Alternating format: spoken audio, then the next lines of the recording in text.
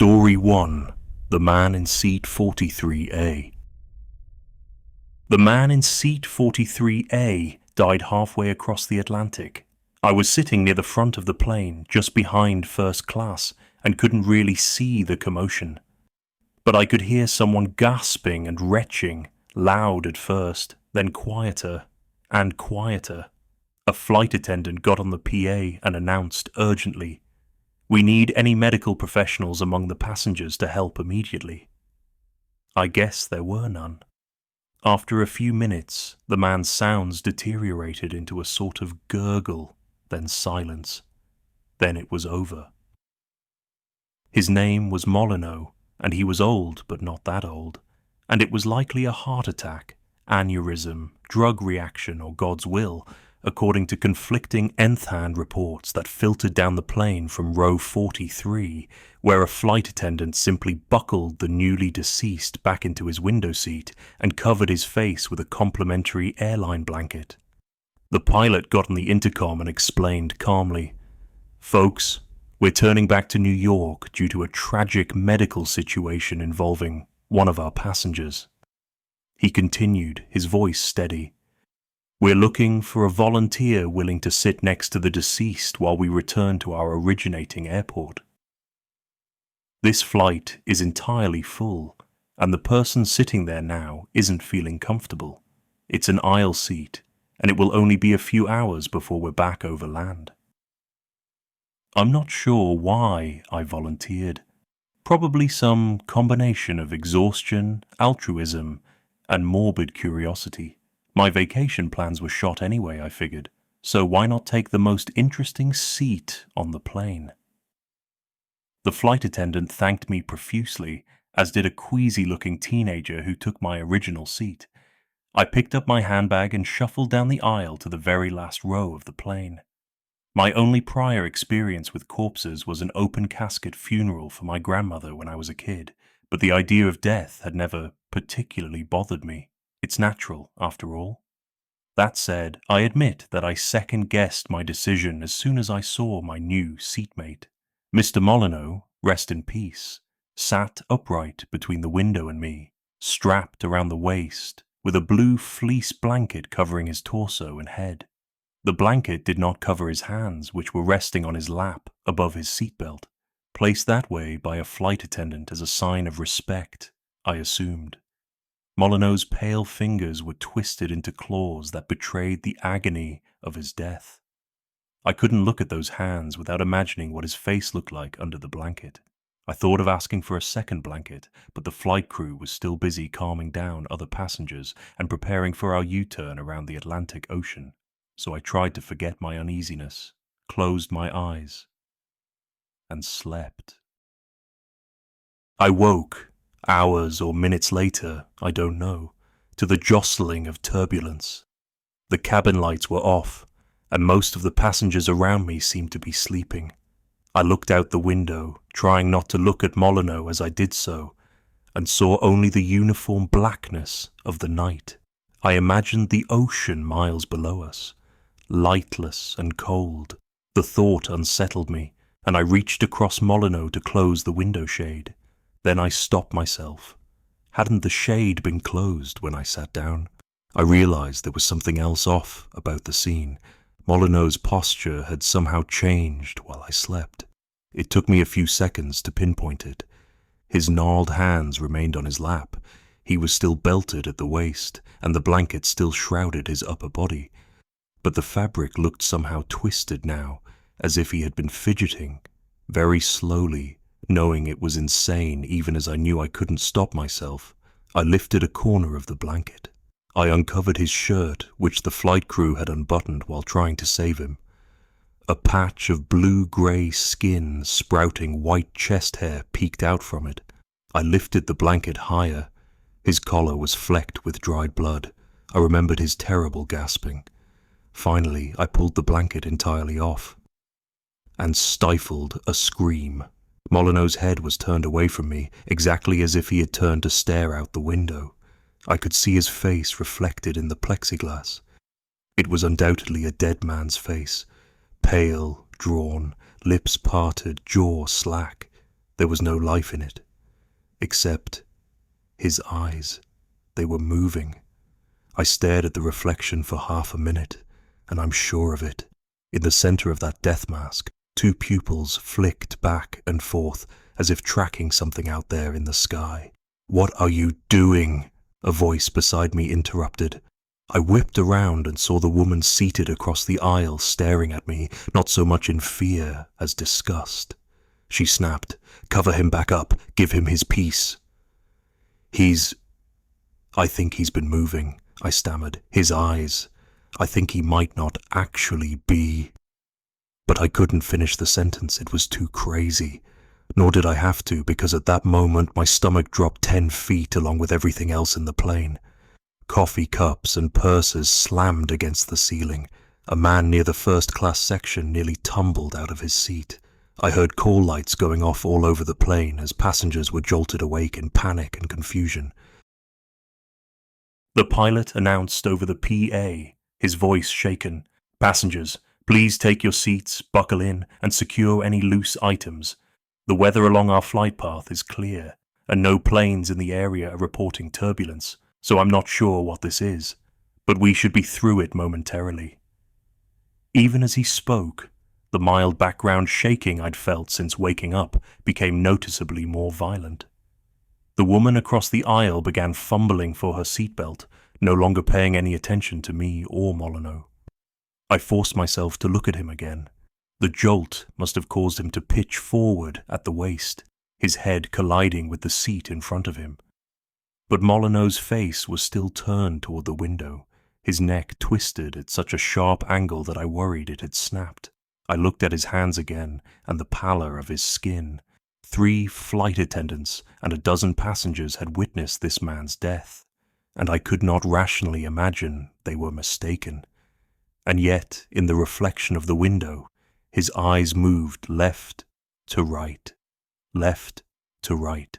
I had heard that strange reflexes sometimes kick in after death. Limbs flailing, headless chickens running, nerves clearing out the last backlog of instructions from the brain. But the eyes? I had never heard of that. I made myself look past that unsettling reflection at the sky itself. It was still dark, moonless and cloudless, but the atmosphere seemed to have taken on a strange hue, a very dark green, like pea soup fog. I thought I could see vague shapes swirling around in the murk, though it might have been an optical illusion. I recoiled. I desperately wanted to be anywhere else right then, but the rest of the cabin was approaching a state of pandemonium. Flight attendants were hurrying up and down the aisles, attending to spills and bruises even as they tripped and staggered. The entire plane was shuddering like a barrel going down the rapids. A series of jolts sent Molyneux's upper body swinging back and forth like an upside-down pendulum. He was thrown backward into his seat, then sideways into me, a horrible feeling I will never forget.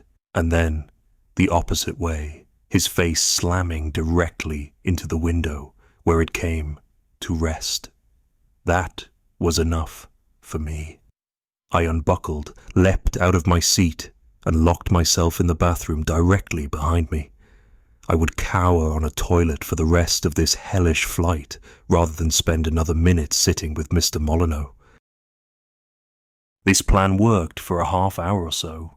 I braced both my arms against the bathroom's walls and listened to the chimes of flight attendant call buttons, the whine of jet engines, and the growling of the sky. I tried to calm myself by visualizing the skyline of New York, the JFK airstrip. A calm descent, but then I imagined Molyneux's window, his face mashed up against the glass like a little boy's, his dead eyes searching the night. The captain's disembodied voice called me back to reality. He sounded outright scared now, and the PA kept cutting in and out as he warned, "We're experiencing extremely anomalous weather. Need everyone in their seats in the emergency position immediately. If we depressurize..." The turbulence stopped for 4 or 5 seconds, and then suddenly it felt like I was inside a washing machine. I bounced against the walls of the bathroom, landed on the floor, and could barely manage to get the door open and crawl on all fours into the aisle. All 3 flight attendants were down, sprawled on backs and bellies between the seats. Some of the overhead luggage bins had burst open and spewed baggage out. Many of the passengers were weeping, a few prayed, and through it all, the plane would not stop shaking. I heard a series of small bangs above my head and felt something wet on my cheek. Every single soda can in the galley had exploded. I climbed into my seat and belted myself in, having briefly forgotten about Molyneux in my terror. Thwack! Thwack! But he was still in his seat, of course, whipping back and forth like a flagpole in a hurricane, headbutting the window so hard that I could see the plexiglass balloon outwards and rebound each time. Thwack! I became worried he'd crack the window, though that's supposed to be impossible, so I overcame my revulsion and grabbed his shoulders, but I couldn't restrain him. Again and again, his head hit the window. I began to fear that it was not simply the motion of the plane that compelled him. Thwack! Thwack! Thwack! No one else on the plane was watching this. Some of the passengers had rallied and were trying to pull the injured flight attendants out of the aisle. Others were whispering goodbye messages into their phones. Thwack! Thwack! Krr! I heard something crack beside me and hoped desperately that it was Molyneux's skull and not the window. Outside, I could see that the green fog was alive with swirling, amorphous shapes. Thwack! K-R-K-R-R. K-R-K-O-O-M. K-R-K-O-O-M. Another explosion. Not pop cans this time, but pressurized oxygen escaping into the sky. Molyneux had managed to smash out both window panes in one final blow. Now his mangled head was hanging outside the plane, and the rest of his body was straining to follow it, restrained only by his seatbelt and the width of his shoulders. An alarm went off in the cabin, and a jungle of oxygen masks fell from the ceilings. I put mine on at once, but heard other people screaming. Some passengers were trying desperately to get masks on the unconscious aircrew, but the plane was shaking more violently than ever, and loose debris was flying up the aisles toward my row, toward the hole a dead man had made in the airplane. The pilot's voice crackled over the PA, strained and urgent. "We have a cabin breach. Limited backup oxygen, so I'm trying to descend to a safe altitude. But hard to do that in this storm, or whatever it is. God be with us." Once I was sure that I could breathe and was not in danger of being sucked out myself, I took one last look at Molyneux. His head might have torn clean off outside the window, for all I could see of it past the rest of his body. I pictured those eyes again, which had seen something in the sky that we had not seen, could not see, even as it now threatened to shake the plane apart. There was some connection between these events that I might never understand, but even without understanding, I could make the last move available to me. I reached over Molyneux's lap, lifted one of those cold, clawed hands, and unclasped his seatbelt. There was an intolerable crunching noise as, I presume, his shoulders were squeezed and crushed to fit the window frame, and then in a split second he was gone, out the window, into the night, a pale old man falling end over end toward the black ocean. "Whatever you saw out there," I whispered, "whatever you were looking for, go to it and leave us be." The green fog lifted a few minutes later, and the plane descended until it was safe to breathe without the masks. Less than an hour later, I really did see the JFK airstrip. A whole squadron of police and ambulances met us on the way down. The flight attendants and several passengers had to be hospitalized, but as far as I know, no one suffered serious injuries.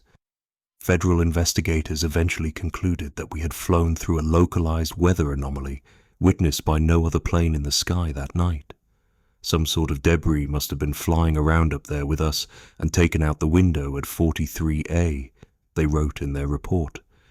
This event led to a sudden loss of cabin pressure in which the body of a passenger who had died earlier in an unrelated medical emergency was ejected from the plane.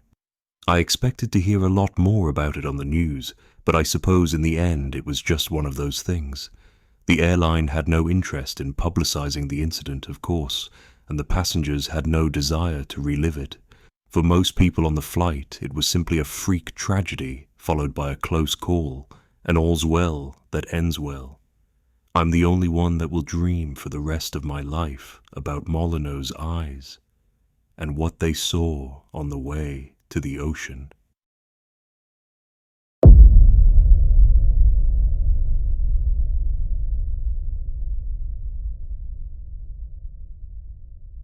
Story 2. The Endless Flight. Something weird is happening. I've taken my iPad off flight mode to connect to the internet and post this. I've tried checking the news, but it seems different. I should be in Morocco by now. Actually, more than that. I think I should have checked into my hotel and be relaxing by the pool already. My watch has stopped working, so I could be wrong, but we've been flying for so long. To explain, I'm flying to Morocco for a holiday. My boyfriend Lars suggested we get some proper sun. He'd seen a cheap deal online with some new airline where we could fly direct from Stockholm.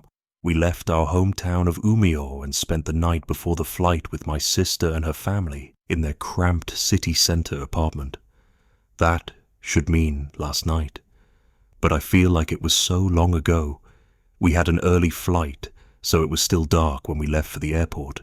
We grabbed a light breakfast there, but neither of us ate much. We were planning to continue sleeping on the flight to make up for the lack of sleep the night before. Everything went fine with check-in and boarding. It was busy, but everyone looked sleepy, like us. Just eager to get on the flight and reach some much-needed sunshine. It's been so cold in Sweden recently. Everyone just looked grey and worn down from what I can remember, although I wasn't studying them in my sleepy state. The plane is massive, I'm sorry. I'm not a plane person, so I don't know what type it is. I have an uncle who's a geek for this stuff and could tell you the difference between an A something and an Airbus something. I don't listen, as you can tell. I just zone out because I don't care. All I know is that it's much bigger than the little planes I use to fly to nearby European countries. This plane has 2 aisles. That's how big it is. I'm used to the little planes with 3 seats on one side, an aisle, then 3 seats on the other side. It's pretty amazing to see one with an extra row of seats in the middle. Lars and I are in the middle row, so we can't see out of the windows at all. If I'd been by a window, maybe I'd have seen something, some change in the landscape, and could explain what's going on. I don't know how long we've been flying. The pilot hasn't made any announcements in ages. I read for maybe 30 minutes to relax before sleeping, while Lars just went straight to sleep. I feel like I slept for hours, but it's impossible to say. It was when I woke up and went to check the time that I saw my watch had stopped working. Lars woke up at pretty much exactly the same time as me. He murmured sleepily, "Are we nearly there yet?" As if I'm flying this thing. I sat up and looked around, and that's when I noticed everyone seemed to be doing the same as us, waking up, looking around and remembering that they were on a plane, then checking their watches and finding them broken. That was when I started feeling nervous. Why is every watch broken? I turned and spoke to the young family behind us. They confirmed theirs had stopped at different times. I don't know if that's comforting or not. But either way, the mood on board began changing, and people were looking scared. Nothing seemed obviously wrong. We were still flying, no turbulence. It's just that everyone had gone to sleep and woken up with a broken watch. I realize there are much more sinister things that can happen on a flight. But this is just weird. Shortly after we'd all woken up, the flight attendants came past with a trolley of drinks, but they just ignored everyone. They called out, offering drinks as they went, and a few people tried to ask them the time and where we were on the journey. But they just brushed everyone off, saying they'd check, and kept smiling at us. I tried to put it to the back of my mind. Other passengers shook their heads or shrugged and began reading books and magazines, Bit of a weird thing. But no big deal. Don't they say that everything, no matter how improbable, can happen once, just by pure coincidence? I had a selection of silly gossip magazines to keep me going for the journey. I read them, 1, then 2, then 3. I went back and read some of the articles I'd skipped over. Seeing as I'm stuck on a plane, I may as well read about some model I've never heard of and her latest divorce. Anything to pass the time. By the time I'd read all my magazines, and already had that first sleep when we got on, I was thinking we had to be nearly there. But nothing was happening. No announcements, no seatbelt signs to get us ready for landing. We just kept going. I borrowed a book from Lars that he was bringing to read by the pool. I'm not that interested in crime dramas. But I was so bored I would read anything. I kept reading and reading. I kept seeing people glance up nervously and look around for the stewards, but getting nothing. Everyone seems a bit on edge. And we just kept flying. No announcements, no turbulence, just endless flying. The reason I've started writing this is that things have started to change again. Specifically, the light has changed. We left in the morning and are flying south, in a journey that should only take a little over 5 hours. But about 10 minutes ago, guessing, the sun set. I know now that means we've been flying for much longer than we should. I must have slept for hours.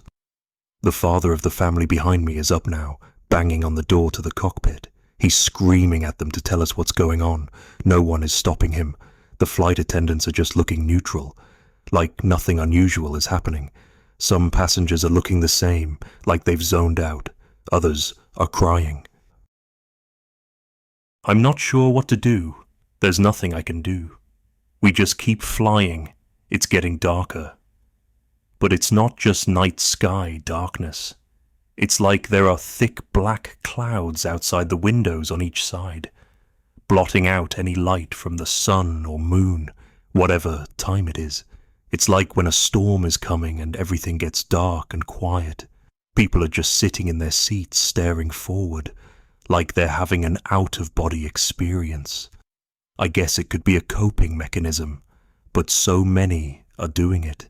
Even Lars has lost his energy and is just sitting next to me, looking like he's resigned himself to some awful fate. He's just staring at the tray table. I just fell asleep again.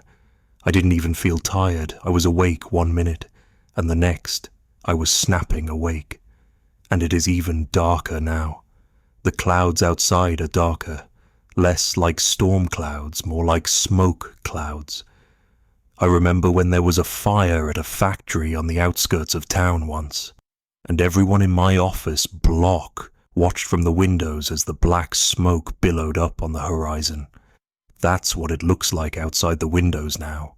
I've tried looking online to see if there's any news, but when I go to news sites, it's all scrambled. Instead of familiar words, I can just see. Viewing is no longer permitted in your location. Your connection location is not recognized. I tried to check Facebook, but it seems to be showing only old posts, like silly photo albums from parties at school, and the first year of university are all showing as just posted. More people are falling asleep again, and I've just noticed something else. There are fewer people here.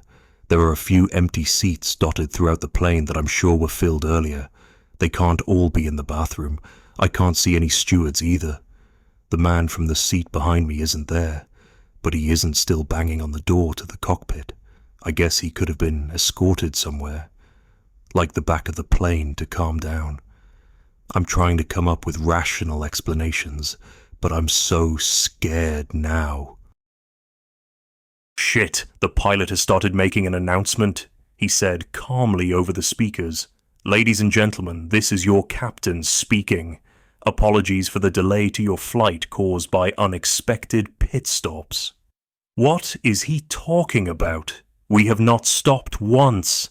I've just looked around to see if anyone else is looking confused, but everyone is either asleep or just there, like they're here physically, but they're dead-eyed and silent, like dolls. The The captain continued, his voice steady. "We are now approaching your final stop and hope that you enjoy your stay. Good luck, Josephine." What? I just turned to Lars to ask if he heard that too. The pilot just fucking spoke to me. But he's different. I don't know what it is. He was already quiet like the others, but I've just noticed something that I hadn't spotted before. Oh God, now I've just realized what has seemed off about the other passengers. Something subtle has been changing in them. But I don't know their faces so well, so I didn't see it until it started to happen to Lars. His face. It's becoming less him. And I don't know. It's like his features are generic. I don't know. Everyone looks really similar. Like all the unique things about Lars have been dialed down. That bump on his nose from rugby is less pronounced. His freckles are gone, even his hair looks tidier, and that spark in his eyes, it's gone. Like a dummy. I tried shaking him, but he just looks back vacantly, like a stranger on some strong sedatives. The plane is silent. I've stopped shaking Lars because even the sounds I'm making, trying to quietly reason with him and make him speak to me, are just making the plane seem even quieter, like being a loud person in church. I just feel such dread, and I don't want to draw any attention to myself. I'm the only one reacting or moving. I feel like I'm alone. There are more empty seats now. I don't even see people getting up from their seats. Where are they going? Guys, it's been so long up here. We're still flying. No signs of starting to descend. No let up from the blackness outside. Just a silent plane going around the dark skies. I don't know how long we've been going. I have no way of telling anymore. If you can read this, please check the news. Please see if you can see any stories about a flight that hasn't arrived, due into Marrakesh on the 16th of March 2012, which must be at least 2 days ago by this point.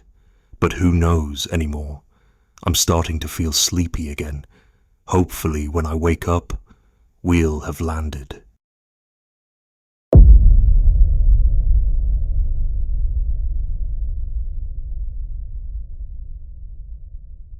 Story 3. Eternal Silence. I recently planned a trip to Europe to celebrate my graduation from law school.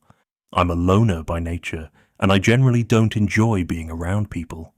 I decided to go on this trip by myself, which was no shock to my family since I prefer being in solitude. I also have a very short temper, and I get frustrated around a lot of people. I arrived at the airport 3 hours before my departure to make sure I had plenty of time. I suffer from OCD, so I have to have everything done as quickly as possible, or I'll literally panic. At the airport, I was walking toward the restroom when a man, probably in his late 50s, exited the restroom at full speed and slammed right into me. I muttered a few choice words to him, thinking it might lead to an argument, but all he did was creepily walk away, all the while facing me and smiling widely. This creeped me out, but my anger overpowered my discomfort about that man, and I huffed toward the waiting area for my flight. After that strange encounter, I waited, and the waiting area was relatively empty, so I was able to calm myself down and become collected. After boarding the plane, though, I had the great pleasure of sharing a row of seats with a mother who obnoxiously chewed her gum with her mouth wide open, and her 2-year-old son who decided the seats were a playground. I immediately became annoyed but vowed to keep calm, considering there was a long flight ahead of me. Once the plane took off, so did the kid sitting next to me. He was up, running around, jumping on his seat, occasionally yanking my hair, and my patience was wearing thin. To make matters worse, the mother was fast asleep, with the gum hanging out of her mouth. I know it sounds terrible, but I wanted to choke the kid out. I was so annoyed. I went into the bathroom, splashed some cool water on my face, and took some deep breaths to try and calm down. I looked in the mirror at myself and whispered, "God, I wish the plane could just be quiet." Not expecting anything to happen, I turned to leave the restroom, and out of the corner of my eye I saw what appeared to be the man from the airport in the mirror.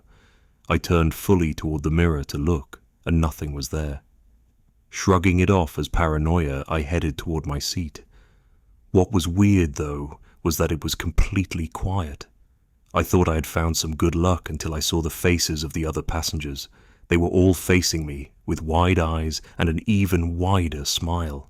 It scared the actual fuck out of me. For a moment, I considered it to be a prank, but no one knew of my experience in the airport earlier, and this was a pretty elaborate prank to coordinate in the minute and a half I was in the bathroom. As I walked through the aisle, everyone's head would turn so that they were always staring directly at me. I approached the mother and child seated in my row, and they were smiling just like everyone else. I checked for a pulse on both of them. Neither of them were breathing, along with everyone else on the plane. I was also horrified to discover their skin was freezing to the touch and felt rubbery, almost like giant baby dolls. My confusion quickly turned to fear as I noticed the sky outside the window was remaining the same. The plane was completely still. I went into the flight attendant area in the hopes of finding some sign of life, but even the flight attendants were sitting completely still and staring at me. I'm not going to act like I was brave and tough. I sank to the floor and sobbed for what felt like hours. What was happening? Why was I stuck? Why did this have to happen after I spent 3 years studying my ass off? That last question is a joke, to sort of make light of the situation. Speaking of light, the sun is still normal. While the plane and all of the people inside of it are frozen still, the sun still set, and it is getting darker inside the plane. I decided to go into the flight attendant area and find out how to connect to the Wi-Fi, to see if I could contact someone on land. Surprisingly, my phone connected almost immediately, and I instantly tried calling my mom. She answered, clearly crying. "Where are you?" she asked, her voice breaking. I told her, "I'm on the flight." And before I could explain what was going on, she interrupted, "Are you the only survivor?" According to the news, my flight had crashed into the ocean not long after takeoff. It was assumed there were no survivors due to how terrible the crash was. My mom's fear was now mixed with confusion as she continued, knowing she was talking to me, but in reality, I should be dead with all of the other passengers. At this point, I was in full panic mode and could barely breathe. I was stuck in a plane with roughly 100 people smiling at me. But according to the news and the airline, we were all sinking in the northern Atlantic Ocean. I feel like this is punishment from that weird smiling man in the airport. And instead of death, I'm stuck suspended in the air for eternity. I tried to get into the cockpit in the hopes that somehow I could land the plane, not happening, or at the least, crash it into the ocean so I can actually die instead of facing a permanent eternity in the air. The cockpit was locked, and after some intense kicking, it popped open. The pilots were both facing me and smiling widely like everyone else. Painted on the windshield of the plane was the sentence, "Enjoy your silence." I then immediately went to my next option. I tried to jump out of the plane through the emergency exit door. The door opened, giving me a glimmer of hope for a split second, until I attempted to jump and was met with what felt like a cinder block wall. I truly was trapped inside this unmoving plane. Devastated, I headed straight for the bathroom and immediately vomited. This was my reality now, stuck in a plane with total silence. Indefinitely. I guess if you ask, you shall receive. A lot of you have suggested some things I could try to escape this hell, so I decided to attempt some and share my experiences with you. I have attempted to mess with the controls in the cockpit to no avail. Not a single thing works. I even took their headsets and attempted to contact someone on the ground, but all I could hear was static. As mentioned earlier, the emergency door does in fact open, but there seems to be an invisible wall blocking my escape. It seems like my plane is trapped in some sort of bubble. Usually, if a door in a plane at this altitude is opened, I would have been immediately sucked out, as well as the people around me. I've considered calling 911, but according to every news source on the planet, my flight crashed into the Atlantic. So, I don't think calling emergency services and claiming to be from a crashed plane would go over well. It would obviously be taken as a sick joke. I do have Wi-Fi, but I've concluded I'm probably not going home. So I don't want to contact my mom or family anymore and give them false hope.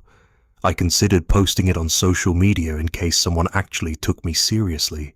But I realize most people would think someone hacked my page and was trying to be shocking. Now, my next two actions are kind of dark, but I'm obviously the only one alive in this plane, so why not? First, I moved everyone into the cockpit and the flight attendant area right next to it, and closed the curtain to the flight attendant area. I had nearly 100 people to move, but I piled as many as possible into the cockpit with the equally creepy pilots and shut the door. I then piled as many people as possible into the flight attendant area and shut the curtain to that area. Unfortunately, not every person fit in there. My next option was to put the remaining people, which was only 8, into the very front rows, cover them with a blanket, and hope they don't sit up or start moving to be able to stare at me again. So far, they've stayed laying down and covered. I'm sure people are wondering how I was able to move all of these people. While their skin feels rubbery and cold, none of their bodies weigh any more than 5 pounds. Thankfully, no one moved while I was moving them, or else I seriously would have had a heart attack. I'm a little afraid of an uprising. I'm waiting for the curtain to fly open and everyone to walk toward me, smiling. Luckily, that hasn't happened yet, but I'm sure it's not out of the realm of possibilities. What I chose to do next is crazy, but so is this entire situation. I took the small boy that had been seated beside me and decided to cut him open.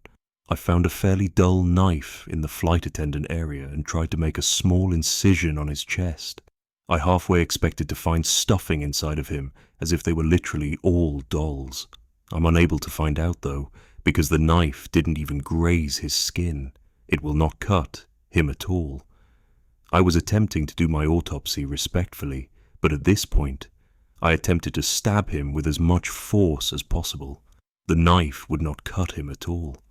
The entire time I was doing this, his head was raised up, staring at me and smiling. I dumped him back into the body area. Obviously, I was getting nowhere with that.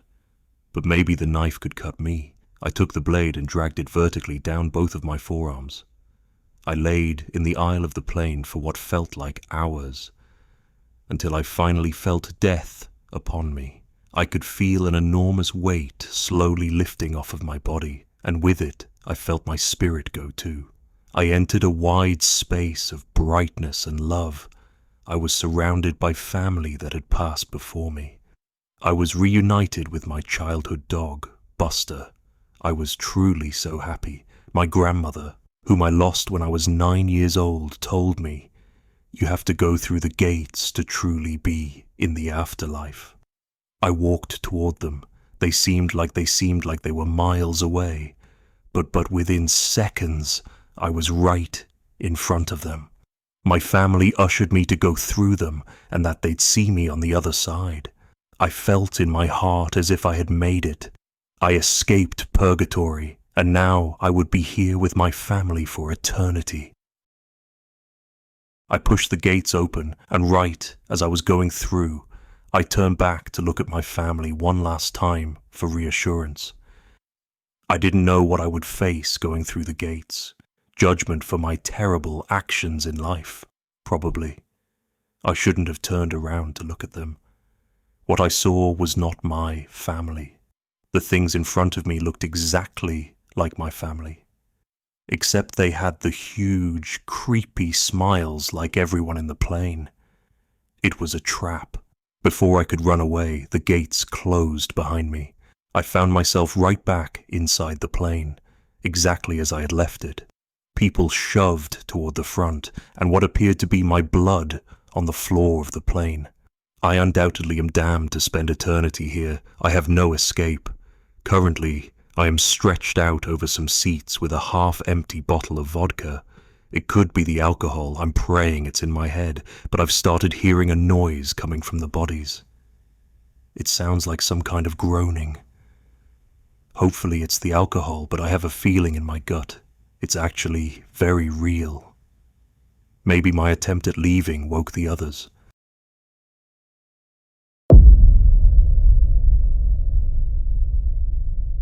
Story 4, Endless Flight, Part 1.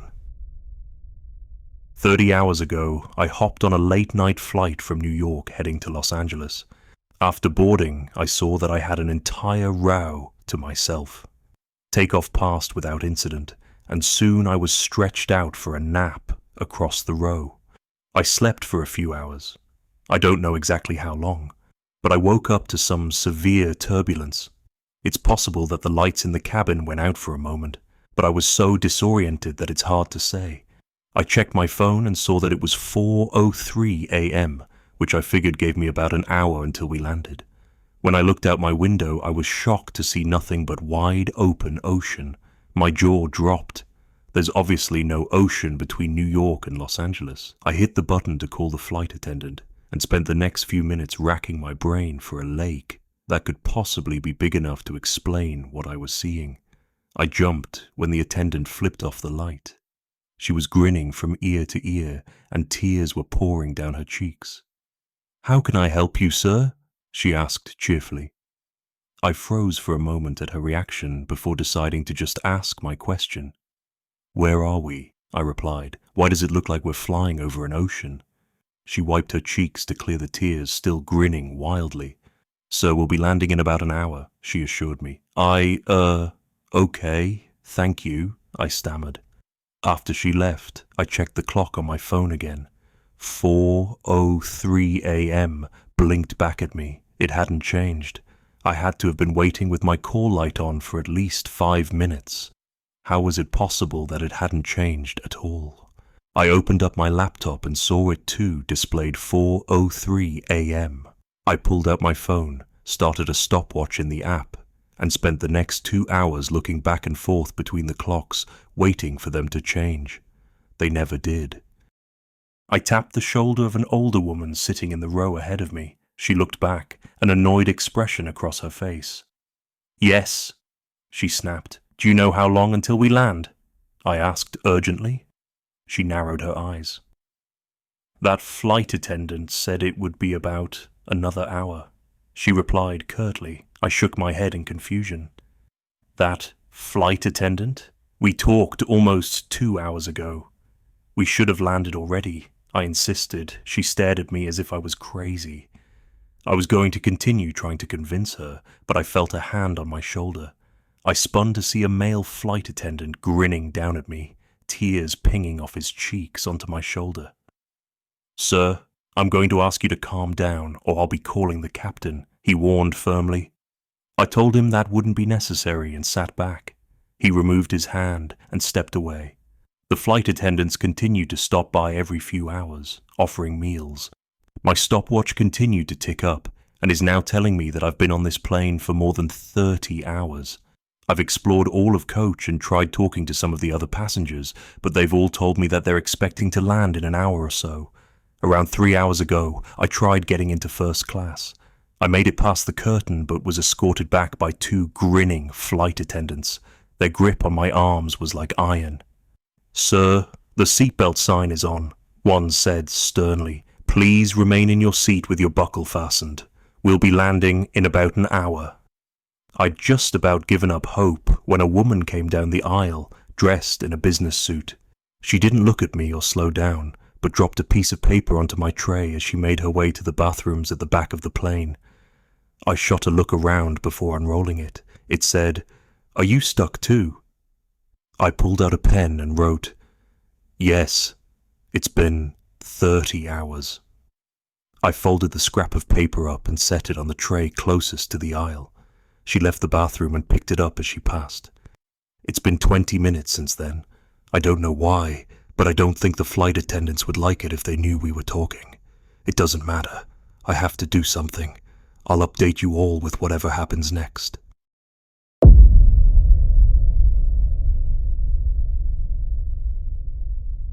A few hours after the businesswoman picked up her piece of paper with my message, she came back down the aisle and sat in the seat beside me. She bent over, trying to stay low. "So, you're stuck too?" she asked quietly. I kept my voice low as I replied, "Yeah. My name's Jack, by the way. I'd say nice to meet you, but..." She nodded understandingly. "I'm Mary," she said. "You're wrong. Getting your message was by far the best thing about the past day.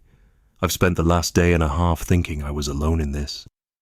She paused for a moment, looking up the aisle. When she spoke again, her voice was a whisper. "So, Jack, you have any theories on what the hell's going on?" I considered lying, but decided the truth was for the best. "I think we might be dead," I confessed. Mary shook her head firmly. "Maybe if it were just me, or just you," she countered. "If this was some cosmic train to hell, why would there be two of us who realize what's going on?" "No idea," I admitted. Mary pulled out her phone and handed it to me. It displayed the Wikipedia article for flight MH370, the airline that disappeared in 2014. I read through the article carefully. There were dozens of theories trying to explain what happened. They ranged from hypoxia to suicide to aliens. "Doesn't tell us much," I said, handing it back. "Not much other than that this may have happened before," she agreed. "How about you?" I asked. "Any theories as to why anyone else can't see what's going on?" We talked it over and realized one thing we had in common was that we were both fast asleep at 4:03 a.m. "There's no way we were the only ones asleep at that time, though," I pointed out.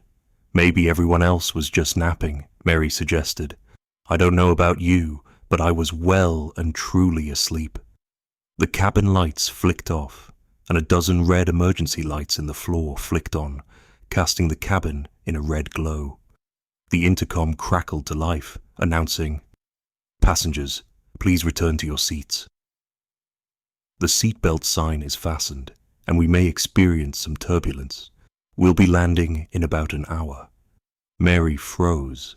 "Should I go back?" she asked nervously.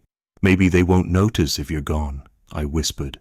"But maybe they already know, and they're just trying to separate us." Mary nodded thoughtfully. "We should stay together," she decided. "That's a better idea." The intercom crackled again. "Ladies and gentlemen," it declared, "I am pleased to announce the arrival of the captain. We'll all be given the opportunity to speak with him. Please remain in your seats until he calls you. If you need assistance, don't worry. A flight attendant will happily help you on your way." Sounds of passengers getting to their feet echoed from further up in the plane. We sat in silence, trying to get a look through the curtains separating us from first class. "The captain?" I asked, puzzled. "No idea," Mary replied softly. "But it didn't sound like they were talking about a pilot to me. Did they?" "Nope," I agreed. That's when a pungent sulfur smell hit us, so strong that I had to resist the urge to gag. It reminded me of the worst rotting eggs I'd ever smelled in my life. But the old woman sitting ahead of us didn't react. She just kept watching a movie on the back of her seat. "Don't cough," I warned Mary urgently. We fought it for a few long seconds before giving in, coughing hard and violently. A second later, the curtain opened. Mary and I froze, staring down the now red fuselage. 4 flight attendants passed through the curtain and made their way down the rows toward us. Grins stretched wide across their faces. They were still crying, but this time the tears streaking their faces were darker. It's hard to say with the lighting, but it looked like blood. My eyes weren't drawn to them, though. I looked over their shoulders at the figure standing near the front of the plane. It was a black silhouette standing beside the cockpit door. It was at least 8 feet tall and pointing toward us with a single finger. It had called us. "The bathrooms!" I shouted. We ran toward the back of the plane. the flight attendants closing in behind us. Blood dripped from their grinning cheeks onto the carpet of the plane. "The captain is here," one of them said in a perfect customer service voice. His grin widened as he moved toward us. We made it to the bathrooms, jumping into opposite sides. I slammed the door shut and locked it, pressing my feet against the folding center part of the door to keep it closed. They began banging on the door and pulling at the handle while I fought to keep it closed. "I'm sorry, but you'll both need to speak with the captain," one of the flight attendants insisted. "Jack!" Mary screamed from the other side. "Jack, help!" A distinct snapping sound, like breaking metal, came from her bathroom. She continued to scream as the sounds of struggle migrated up toward the front of the plane, toward the black figure I'd seen. I'd like to say I jumped out and fought them, that I distracted them or did something heroic. I didn't. She was carried away, and a few short seconds later, her screaming was cut off. That was a few hours ago, and I'm still locked inside this bathroom. I keep trying not to think of what they've done with her. The thing at the front of the plane didn't seem human. I hope it didn't kill her, not after she was shouting for my help like that. I couldn't take that. I haven't heard any movement outside in a few hours, but I'm terrified to open the door. I'm far from the seat outlet, so my phone's almost dead, and I haven't eaten in way too long. If I go out there, will the flight attendants remember? What if that thing is still waiting for people? I don't have much time to make a decision, but I'll update you all here with what happens next.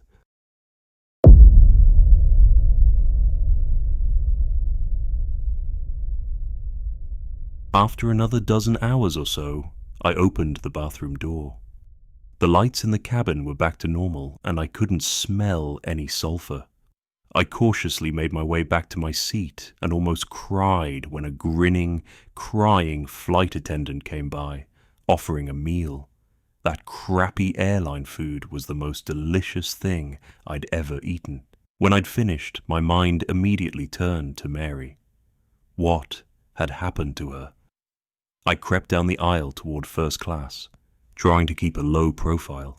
Surprisingly, the flight attendants were nowhere to be seen.